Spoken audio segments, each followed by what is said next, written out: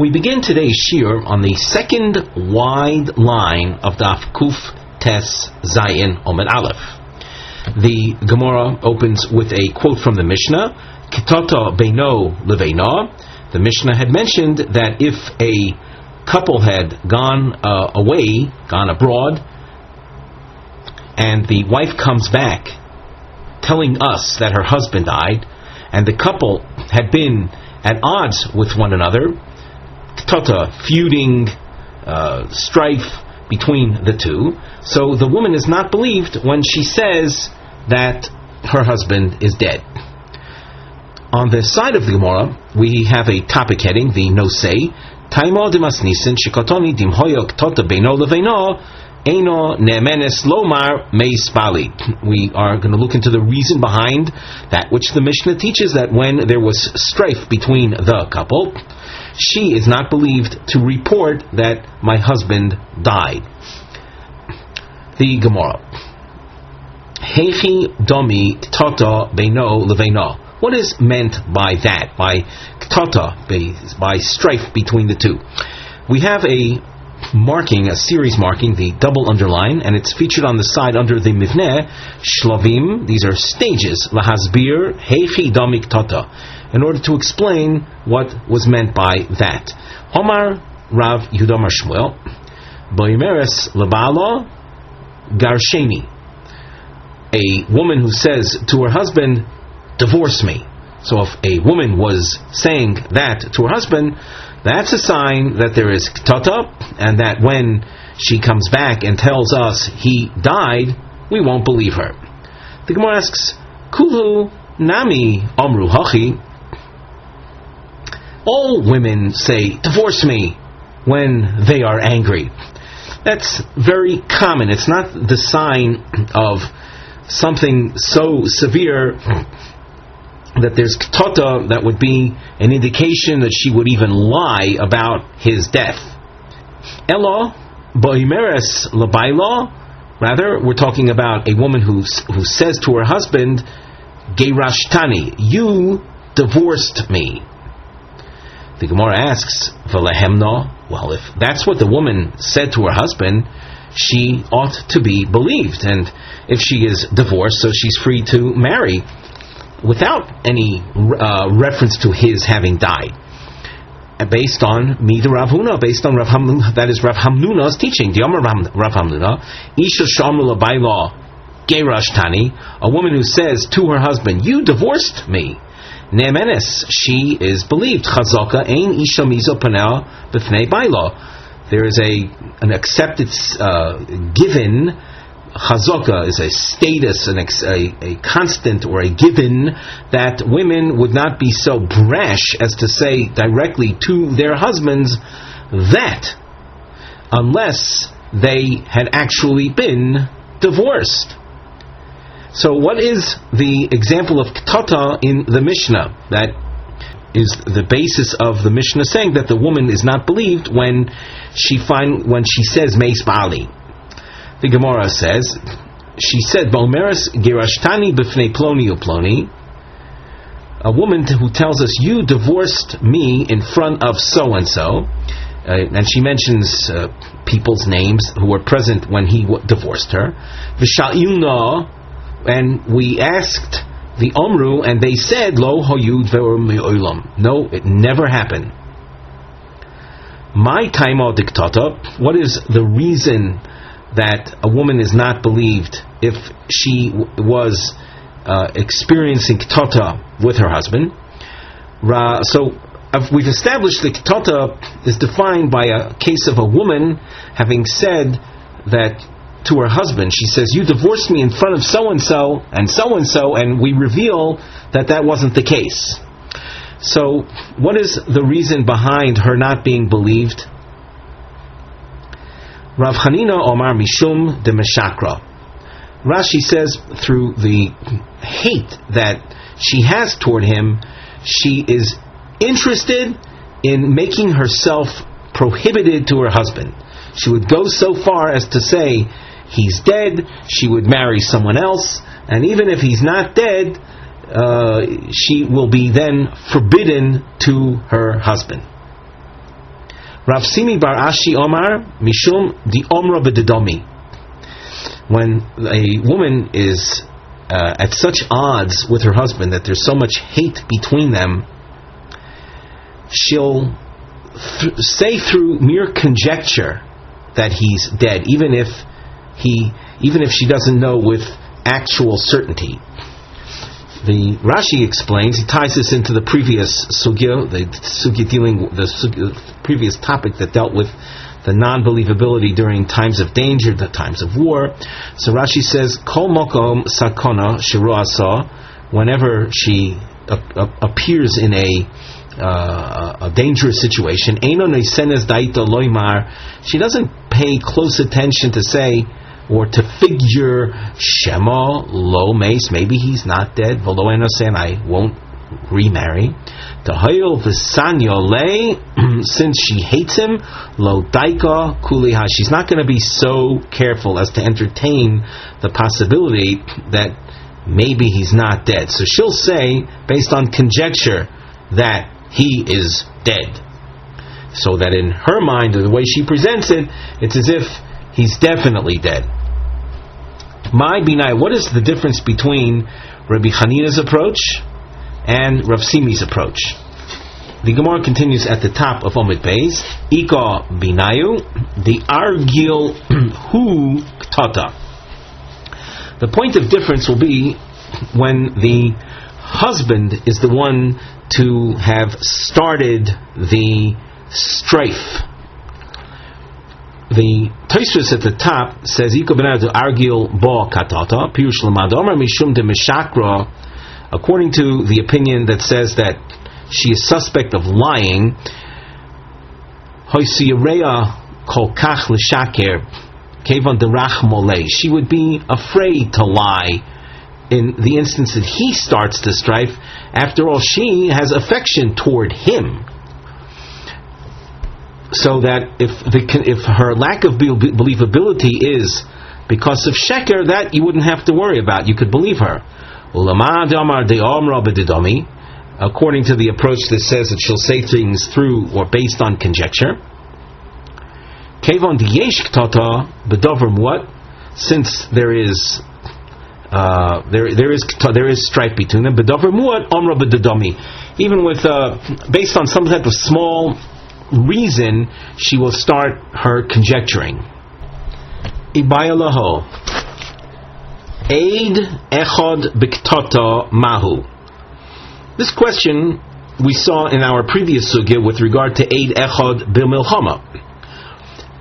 One witness comes and tells us that the husband is dead regarding a couple that experienced ktata. Do we believe the witness? My taimo di'ed echad. So in order to answer the question, we analyze what is the basis of our general acceptance of the word of a single witness concerning the death of a man. Is it mishum de milsa davida ligluya lo mishaker? Information that can become readily apparent. A person wouldn't lie about that. In other words, the man concerning whom it was said is dead could actually come back on his 2 feet, and the witness will look like an outright liar. So information that can become readily apparent, a person wouldn't lie about that. Hacha nami lo meshakir. So that same analysis would apply here as well, and therefore we could believe the witness. Oy dilma taimo di'ed echad mehemon, or is it that the reason in general that we say a singular witness who says that a man died enabling a woman to remarry, the reason that is believed, mishum dehi daiko uminsaba, was we are basically relying on the woman to check out very carefully, very thoroughly, ascertaining his actual death. And that, coupled with the information provided by the witness, so we believe it that he is dead. But here in the case of ktata, kevan is le ktata, since there is a couple that is at odds with one another, lo daiko minsabo, she's not going to be so careful to make sure that he's dead. She's very interested in just as being getting away from him. So since you're lacking that element of daika uminsaba, which means being very thorough and then getting married, so that element is lacking here. We can't rely on the witness who says he's dead. Teku, this remains unresolved. Rabbi Yehuda Omer liyoilo meino. Rabbi Yehuda said in the Mishnah on Kuf Yudal Beis that a woman is not going to be believed unless she comes into court crying with torn clothing, indicating that he's really dead. Tanya Amru lo LeRabbi Yehuda. The Rabbanan who argue with Rabbi Yehuda say to him, Lidvorecha, according to you, Pikchis tinasei, Shaita lo tinasei. A woman who's wise or who's shrewd, who knows how to make herself believable, she'll come in crying with torn clothing, so she'll be able to remarry. A woman who's a shaita, who's dull, who doesn't know to do that, won't be able to remarry. And that's unreasonable that distinction should be formed based on how well the ladies know how to play the game. Elo achazu v'achazu tinasei. Rather, the Rabbanan say, it makes no difference. As long as a woman comes and says, my husband is dead, that's enough reason to allow her to remarry. Of course, assuming that it's a couple where there was shalom between them and there was shalom in the oilam. Hahi da'asya lebeidina was a woman that came into court claiming my husband is dead. Lebeidina de Rabbi Yehuda, she came into the court of Rabbi Yehuda. Amri law, they told the woman, Safti balech, kari monech, sasri maziech, eulogize your husband, tear your clothing, undo your hair. So that, of course, according to Rabbi Yehuda, is the only way she would be believed. The Gemara asks, Alfua shikra, what are they trying to train her how to lie, to put on a show? The Rashi says on the second line from the top, Alfua shikra bitmiha im Rabbi Yehuda sviru lahu. If they who are telling the woman hold like Rabbi Yehuda, that she's not believed unless she cries. In other words, unless she initiates the crying, why would they train her? Why would they teach her or instruct her to cry? That would in effect be reflective of the fact that it's not true, other than her putting on the show. The Gemara responds, Inhu karabonon svira lahu. Those that were speaking to the woman hold like the Rabbana, that the externalities are superfluous. It's enough for the woman to simply report that the husband is dead. Amri Tavid Hachi, the people that were talking to the woman in that case told her to do thusly, ki hechi delishrei, so that even Rabbi Yehuda will be matir you. As far as we're concerned, even without doing all that, you would be accepted. You'd be believed. But you're appearing in front of Rabbi Yehuda. You've got to present yourself in such a way that even he would accept your story. The topic heading that we have on the side, the Nosei, reads as follows: Haim ha demaminim liisha. Is it such that which we believe a woman that her husband is dead, hainu rak im hi ba mimokum korov? Is it so only if she comes from a place in proximity of where she shares the news? Beisila omrim lo shamanu elo bebo min hakotzir ba'oisa medina ukemaisi shahoya. We have not heard that she is to be believed when she says Meis Bali, unless she comes from a harvest within that same region, like the story that is featured later on. Maisa Shah is a reference to a story, an incident that took place once upon a time, and the actual incident is referred to the Gemara makes reference to it. And you can see that we have a diamond on the second wide line where the Gemara asks, "My Maisa Shoya," a reference to this point in the Gemara, in the Mishnah. The Gemara there will be asking, what is the Maisa that took place? Omru Lohem Beis Shammai. Beis Shammai says to Beis Hillel, they are more expansive in accepting a woman, accepting her testimony. Whether it's a woman coming from the harvest of grains, she's coming from the harvest of olives, that's the harvest of grapes, and a woman who comes from a different region to this region. When reference was made to the woman coming from the harvest, that is based on the story that took place. So that's why a reference was made to Kotzir, but it's not to the exclusion of other circumstances. Chazru Beis Hillel lahoros keBeis Shammai, and Beis Hillel decided to rule like Beis Shammai. Tanya, Omru lohem Beis Shammai leBeis Hillel. Beis Shammai, who was more expansive in their acceptance and willingness to accept the woman's testimony, they said to Beis Hillel, according to you, ein li elo k'tzir chitim. If you are patterning your ruling based on the incident that had taken place, then you would be limiting the believability of woman to a case where she's coming from a harvest of wheat. How about a woman coming from a harvest of barley, and she tells us that her husband died? Would you believe her? And that we believe her would be only in a case of a grain harvest. The following words refer to the harvest of different types of produce. Botzer, mosek, goder, oder, minayin. What about the harvest of other kinds of fruits? Ela maise shoya bekotzir. True, the incident of the woman coming to tell us about her husband's death was after the harvest. She came from the harvest. V'adin lekulu. The same would apply to all other kinds of harvests. Hachanami maise shoya ba'oisa medina.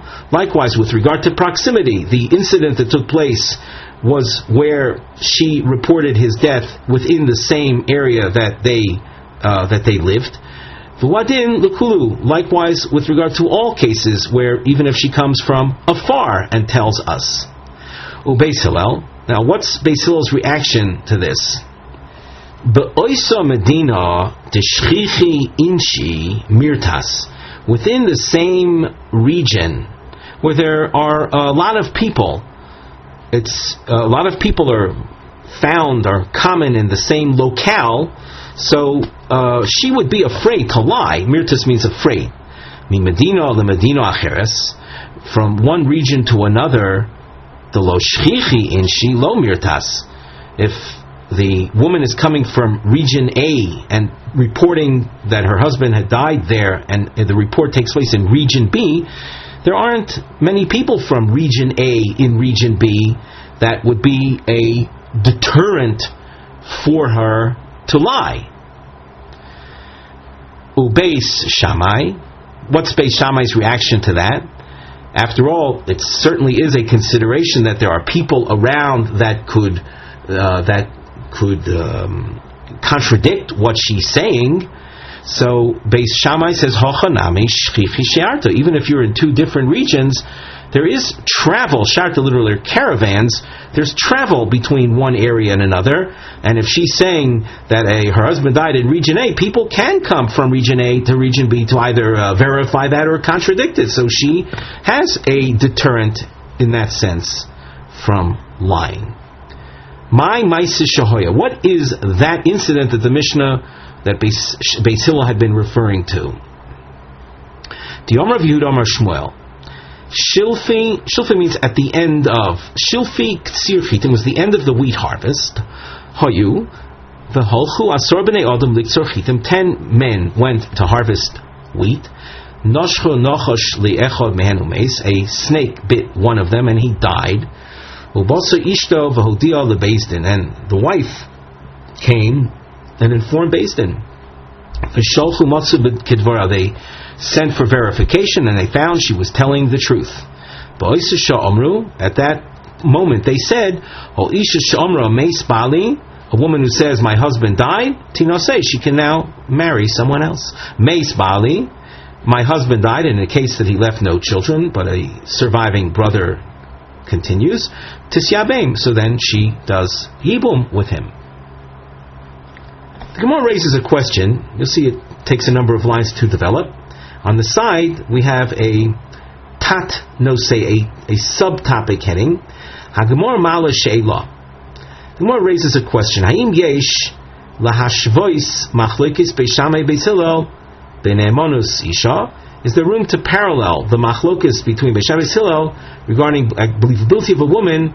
The Beis Shammai lo magbilim. We find that Beis Shammai is not limiting. Beis Hillel magbilim, and Beis Hillel does limit. Makbilah does it turn out to be parallel to machlokes Chacham Reb Chanina ben Akiva b'kesher l'gzeiro she'osru havoras mei chatos b'nahar, regarding a rabbinic ruling restriction imposed upon transporting mei chatos. This is the water containing the ashes of the red heifer that's used for the purification of those defiled as a result of contact with the dead. There was a gzeira made regarding the transportation of that water over a river. Shechachamim lo magbilim. The Chachamim indicated that the gzeira is not limited, and the Rabbi Chanina magbil, and that's Rabbi Hananya, he does limit. This will become much clearer as we go into the Gemara, but we've established the groundwork, namely that there's one shita that we saw by the believability of a woman, one shita that of Beis Shammai that's not limiting, and the shita of Beis Hillel which is limiting. So now the Gemara. Nemo, shall we say, Rabbi Hananya ben Akiva v'Rabbanan, these two Tanaic opinions, beplukto de Beis Shammai Hillel komifli, that their machlokus would parallel the earlier machlokus of Beis Shammai and Beis Hillel that we've already learned. The Sanya. We should point out, by the way, that in this context of transportation of Pora Aduma water, reference will be made to a certain incident that happened. And you see with the markings later in the Gemara, a diamond around what is that incident that's referred to. So in the meantime, we have a source that says, Lo yisa adam mei chatos v'efer chatos. A person should not carry the water of the for the purposes of Pora Aduma purification, which is called mei chatos. The efer chatos, the ash of the burnt heifer. V'yaviram b'yarden v'sfina, and have them transported in the Jordan River in a boat.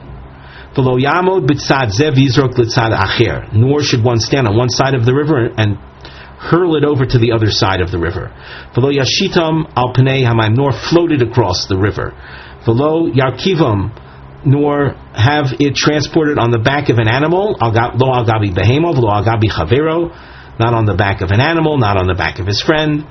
Elo im kein hoyu raglov noigois bekarka. It would be acceptable only if the legs. When we speak about someone on an animal, we should say someone's riding on an animal, crossing the river on the back of an animal, or riding on the shoulders of his friend across a body of water. So this is not allowed unless elim kein hoyu raglov noigois bekarka, unless the feet of the upper guy are touching the floor. You'll notice there's a Rashi, he says elim kein raglov shel elyon noigois b'mayim bekarka, unless the upper one's feet are touching the water that's attached to the ground. Avol maviram al hagesher. You could, however, have the mei pora or the efer chatos carried across a bridge. the bridge is considered like firm ground. And it's not similar to floating across a river on a boat. And we made reference to the transportation of the paraduma elements, echad yarden ve'echad shar noros, whether it be the Jordan River or other rivers. All of these restrictions will apply. So we have a rather broad presentation of the Gezerah. Rabbi Chananya ben Akiva oimer lo omru elo yarden ubesfino k'maisi shehoya. The restriction of transporting the paraduma elements is limited to the Jordan River and floating across in a boat. Any variation of that would be okay, because the Jordan River and the floating across in a boat on the Jordan River, that's ukemaisisha. That parallels the incident that is the basis of this restriction. Lemo Rabbonon Diamri Kebei Shammai. Should we say that the Tanakama in this source with the Paraduma, which represented an opinion that is expansive, parallels Beis Shammai, that also was not limiting regarding the acceptance of the woman's testimony. Rabbi Chananya ben Akiva Diamar Kebeis Hillel, and Rabbi Chananya, who limited the Gezerah by the Paraduma, would parallel Beis Hillel, who was concerning the circumstances under which we will believe the woman. This is the end of the long question, and we presented the attempted parallel. The Gemara rejects this, and it also takes a number of lines. You can see we have a long marking. Amri loch Rabbanon. The Rabbanon, namely the Tanakama in this source with the Paraduma, says, Anan di Amrinon af kebeis Hillel. We would agree, our Shita is in accordance with Beis Hillel as well. Ad kan, lokmar Beis Hillel hasam. Up till now, Beis Hillel said what they did regarding Ne'emonos Isha, and they were insisting on her acceptance or her believability only when she comes from a near, elo mishum de mirtas, because of that needed element of fear to serve as a deterrent from lying. B'mokom korov mirtas, b'mokom rachok lo mirtas. When she's coming with the information from a near, so she would have fear. She has fear to lie if she's coming from afar. So there isn't that deterrent. And you need, in order to establish believability, you need to have this fear element to serve as a deterrent from lying.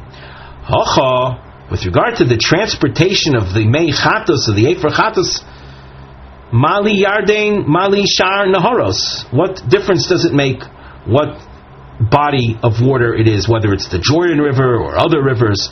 The same consideration that we haven't actually learned yet, but the same consideration would apply. For Rabbi Chananya ben Akiva Marloch, Ano Diamri Afla Beis Shammai. I say what I do in accordance with Beis Shammai as well. Ad kan lo kamri Beis Shammai hasam. Beis Shammai said what they did with regard to the believability of a woman, where they were makil, they were accepting of her even if she's coming from afar. Elo mishum di'i daiko minsaba. Her believability is based on the idea that she would not remarry unless she thoroughly checked out the facts establishing her husband's death. And since we're basing her believability on this element of daiko mitzvah, being very careful in her research concerning his death, mali mokum karov, mali mokum rachok. What difference does it make whether the woman is coming from a near or she's coming from afar? Hacha, with regard to the mei chatos, mishum ma'aseh shahaya. The reason that there was the imposition of some kind of restriction regarding transportation, it was because of an incident that took place. Biyarden ubesfino dahava ma'aseh gozer rabbanon. The original incident involved the Jordan River and the Efer Porah being transported in a boat. B'shar noros delo hava ma'aseh lo gozer rabbanon. But regarding other rivers where the ma'aseh never took place, the rabbanon did not impose a restriction. The idea being that when the rabbis establish some type of restriction, they like to parallel it or pattern it after the original story, the original incident. What exactly is that incident that we've been referring to with regard to the Torah Duma? The Omar Rav Yehonasan Rav Maise Ba'odam Shoyamavir Mei Chatas Ve'fer Chatas Biyadim B'Sfina. There was a story, an incident where a man transported the waters and the ash needed for the purification, and he was transporting it in the Jordan River while on a boat. And there was an olive quantity of corpse tissue that was wedged into the bottom of the boat, and that was responsible for the defilement of the Mei Porah and the Efer Porah that were contained in a vessel that overshadowed the vessel containing the Mei Chatas. At that point they said, Lo yisa adam mei chatas ve'fer chatas v'yavirim v'yardenu b'sfina. Don't do that anymore. Don't carry the mei chatas or the efer chatas and transport it over in the Jordan on a boat. Once again, because of that incident. Beis Shammai omrim tinosei v'titol ksubasa. Beis Hillel omrim tinosei v'lo titol ksubasa. Another machlokes regarding the woman who says her husband died. Does she, through that, enable herself to collect the ksuba, the financial guarantee that all women receive upon their marriage? That in the event they become divorced or widowed, they collect the amount, the money that is provided for by the ksuba document. Beis Shammai says, when she says Meis Bali, of course she's able to remarry, and she also collects the money. And Beis Hillel says she can remarry, but she's not going to be able to collect the money. And we're talking about collecting money from his property, from her husband's estate. Omru lohem Beis Shammai.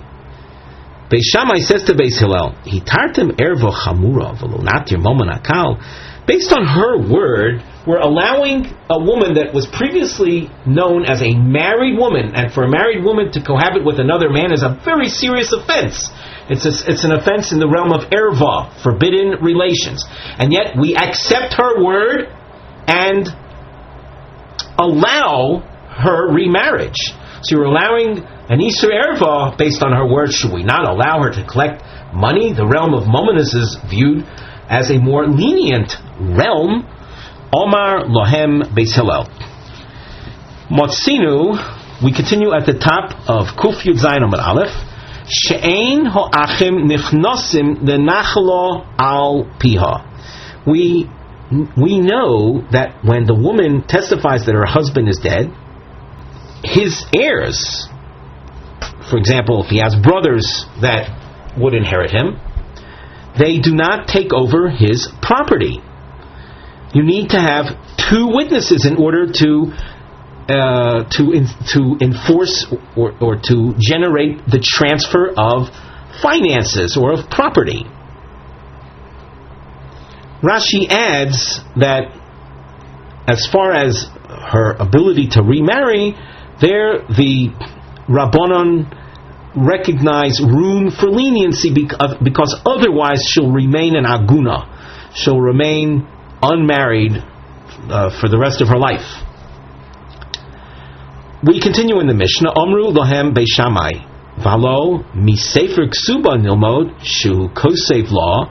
From the text of the ksuba document, we learn as follows: She'im tinosi liacher titli ma shekosuv lichi. That's a text from the ksuba which says that if she marries someone else, she shall collect that which he had written to her, which he had guaranteed to her in the ksuba.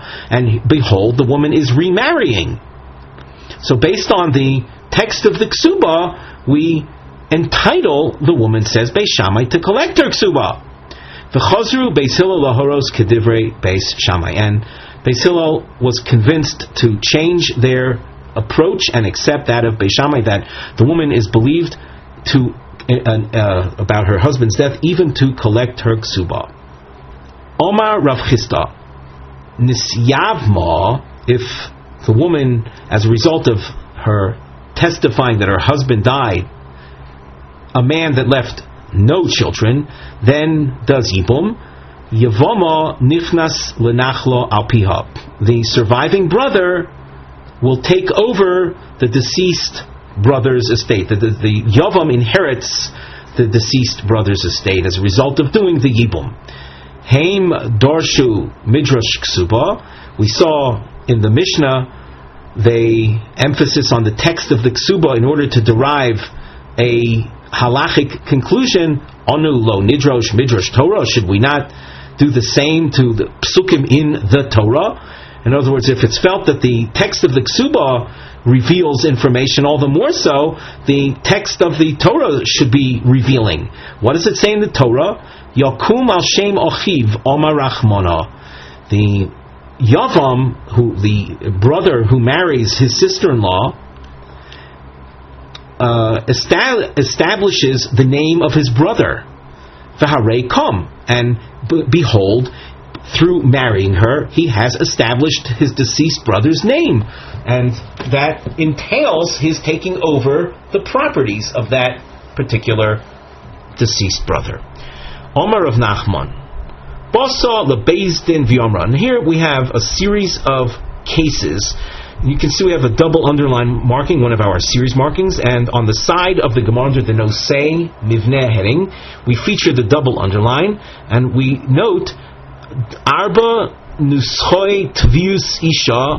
There are 4 texts that a woman might recite, might utter, Hatoyenes Meis Bali, while she is claiming that her husband died.